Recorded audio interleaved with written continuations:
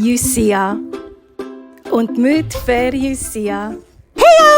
Josia het koning van Juda geword toe hy net 8 jaar oud was.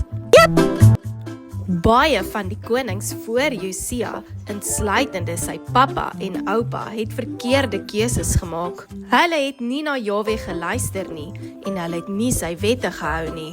Maar toe Josia koning word, het hy gedoen wat reg was in die oë van Jahwe. Hy het die voorbeeld van koning Dawid gevolg en Jahwe met sy hele hart gedien. 18 jaar nadat Josia koning geword het, het hy sy skrywer, Safan, na die tempel van Jahwe gestuur. Thank you. Die tempel was baie stikkend, omdat die vorige konings nie mooi daarna gekyk het nie, en dit moes reggemaak word.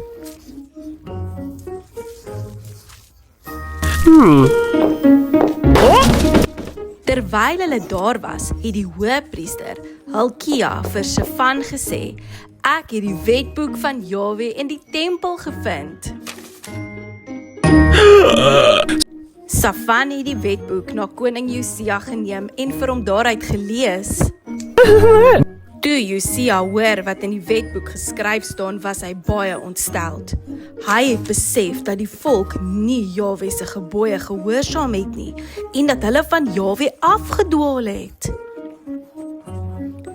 Josia het al die mense van Juda bymekaar geroep by die tempel. Daar het hy die hele wetboek vir hulle voorgelees.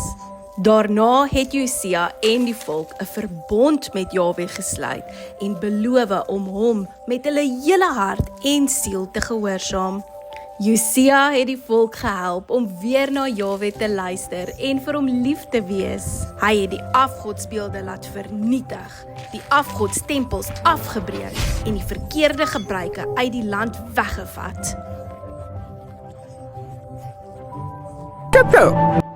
Daar was voor hom geen koning soos Josia nie, wat met sy hele hart, sy hele siel en al sy krag na Jahwe teruggekeer het en al die wette van Moses gehoorsaam het. Ook na hom was daar nooit weer so 'n koning gewees nie.